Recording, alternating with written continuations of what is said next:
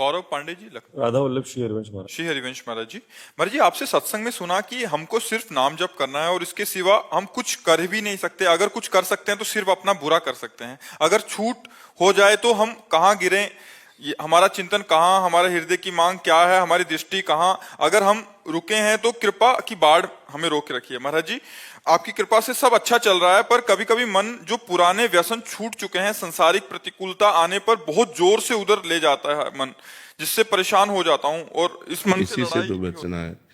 नवीन कुसंग से और पूर्व संस्कार से हमारा युद्ध होता रहता है। जैसे नवीन कोई हमने दृश्य देखा, कोई बात सुनी, कोई भोग सानिध्य हुआ तो भोगने की इच्छा हुई।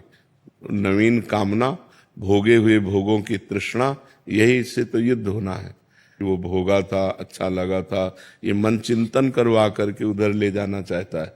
उसी समय ना, अब नहीं, अब लो नशा नहीं। यद्यपि बहुत बुरा लगेगा, मन को बहुत बुरा लगेगा, वो आपको जलाएगा और उस जलन को सह जाना ही अध्यात्म है।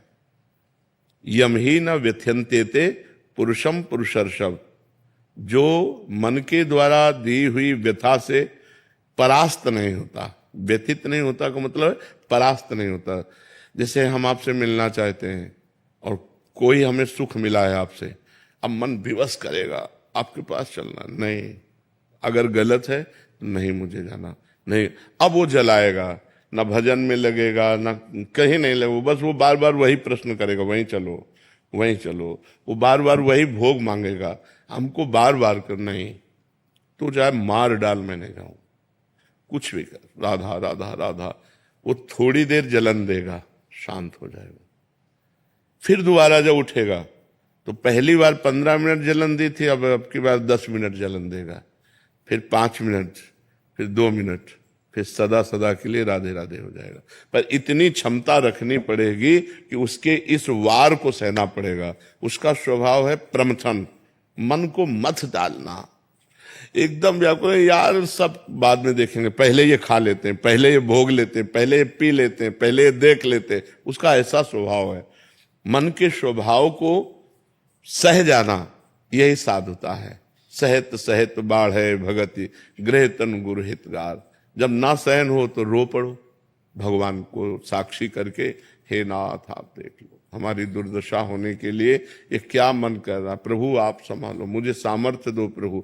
उस समय प्रभु को पुकारे, उस समय नाम कीर्तन करने लगे, उस समय सत्संग सुनने लगे, उस समय किसी साधक से बातचीत करने लगे। एकांत में तो फिर टिक पाना बड़ा मुश्किल है।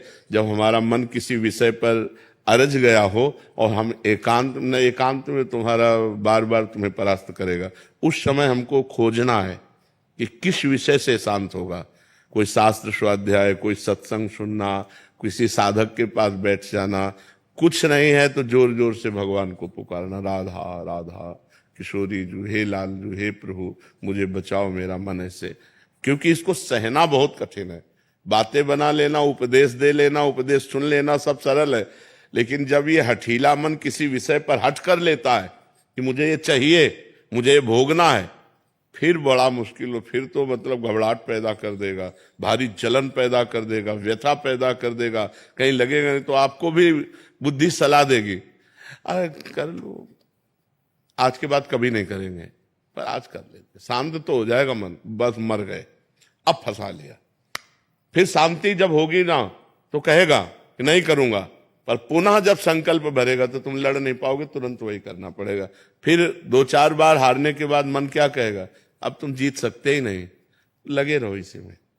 फिर वो जीव कि यार साल भर तो हमने छोड़ा था, फिर यार हम नहीं छोड़ पाए, फिर हम गिर गए। पहला जो विषय छोड़ा है उसको चांस मत दो। अगर चांस दिया तो फिर तुम्हें चांस नहीं देगा वो जीतने का, ये पक्का समझ लो। पूरा जीवन का जीवन निकाल देगा और आपकी हिम्मत नहीं पड़ेगी कि उससे आप लड़ सको। और एक बार लड़ना सीख गए, एक बार परास्त कर दिया तो आपके अंदर आनंद उठेगा कि यार वो बात से हम बच गए, वो बात से हम बच गए। तो आप हर बात जो बुरी है उसको आप परास्त कर देंगे। ये अध्यात्म की बात है। थोड़ा इसमें सहन करना सीखना पड़ेगा। तितिक्षु भगवान आज्ञा करते हैं, मात्रा स्पर्शास्तु कौन्ते शीतोष्ण सुख दुखदा। ये जो है आगमा पाइनो अनित्यास्तास्तितिक्षस्व भारत, ये आगमा पाइना आने जाने वाले हैं, इनको तास्त तितिक्षस्व भारत, इनको सह मात्रा स्पर्शास्तु कौनते शीतोष्ण सुख दुखदा।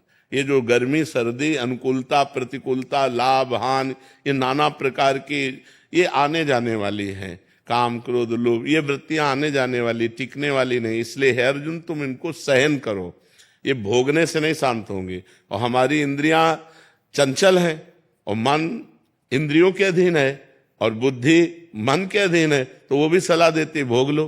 और अगर बुद्धि भगवान में लगी हुई है तो वो कहेगी नहीं गलत है, हम नहीं करने देंगे। तो अगर बुद्धि ना कर दे तो मन कुछ नहीं कर सकता फिर। लेकिन मन इतना बलवान है कि वो बुद्धि को अपने अधीन करा के दस्तखत करवा लेता है और इंद्रियों के साथ भी मनमानी विचरण करता है। इसलिए खूब नाम जप करो, सत्संग सुनो और सहन करना सीखो। जो सहन कर गया वही आगे बढ़ गया, जो टूट गया वो बिखर गया है संसार में। अभी 6-7 दिन पहले ऐसे ही हुआ था कि मतलब जो व्यसन छूट चुके हैं पूरी तरीके से, तो कुछ ऐसी चीजें हुई, किसी से बातचीत कहा सुनी हो गई, तो मन बार बार उसी चीजों में ले जा रहा था फिलहाल। तो मतलब जैसे आप कहते हैं कि विचार आएगा फिर संस्कार बनाएगा फिर संकल्प होता है, तो वो हो ही गया था। फिर मुझे लगा अब मैं भ्रष्ट हो जाऊंगा तो भगवान से ये प्रभु अब नहीं हो पा रहा है हमसे, हम भ्रष्ट हो जाएंगे। उसी समय कुछ ऐसा प्रभु ने कृपा की कि हुआ तो क्रिया नहीं हो पाई किसी तरीके से, तो बच गए। अब जैसे महाराज जी मन में आता है कि अब जैसे दीक्षा आप कृपा हो रही है, आपकी कृपा से ही सब हो रहा है, वरना हम तो किसी लायक नहीं थे, हम तो कहाँ पड़े थे तो हमको ही पता है। आपकी कृपा प्रभु कृपा हुई तो अब जो उपासना मिली है वो आपकी कृपा से कर पाते हैं, कर हो रही है। फिर मन में ये अब डर लगने लगा है कि जैसे दीक्षा ले ली उसके बाद आगे चल के फिर ऐसा हुआ कहीं कुछ क्रिया। यही डर वो तुमको गिराएगा, यही डर गिराएगा। तुम्हें डरना नहीं, ये मैं मर जाऊं लेकिन पीऊंगा नहीं, मर जाऊं गहाऊंगा नहीं, मर जाऊं भोगूंगा नहीं। तू कर, तू कितना भी बार बार कर, मैं नहीं कभी करूंगा। कभी हट करके देखो तुम इतना डरपोक क्यों हो गए, इतना डर क्यों, डरोगे मार डालेगा। बिल्कुल बात पक्की समझो, दुश्मन से डरना नहीं है। अगर डर गए तो फिर तो मार डालेगा, फिर तो मार डालेगा। फिर आपको देखो ना, दीक्षा के लिए घबराहट पैदा कर दिला, वो आपको सतमार्ग से रोकेगा। आपको कहना है मर चाहे जाऊं, अंदर ही तो है वो, अंदर ही सुन रहा है। आप संकल्प करो कि मैं मर चाहे जाऊं, कभी पीऊंगा नहीं, मरना बर्दाश्त करूंगा, पीना नहीं, गलत आचरण नहीं करूंगा, बिल्कुल नहीं करूंगा। वो अंदर एक सॉफ्ट जगह रखता है, हाँ कभी तो हो सकता है, उसी जगह में प्रहार करो। नहीं, कदापि नहीं, कदापि नहीं, नहीं, बस हट करो। नहीं नहीं, वो आपसे बिरजेगा, कमजोर करेगा। बस यही तो युद्ध चलता है। और सही पूछो तो आप पर केवल प्रभाव दूर से दिखाता है, अपने में मिलाने के लिए कुछ नहीं कर सकता। वो आपकी स्वीकृति के बिना कुछ नहीं कर सकता। वो आपको डरा के धमका के सुख का प्रलोभन दे करके, निश्चिंतता का प्रलोभन, आराम का प्रलोभन देकर वो फंसा देता है। आप दस्तखत कर देते, चलो यार बद मर गए, नहीं बच गए। अब ये नाम जप करो, इसी यही कला आ जाएगी, अध्यात्म की कला आ जाएगी। आप चिंता न करो, फिर भगवान सबके रक्षक है।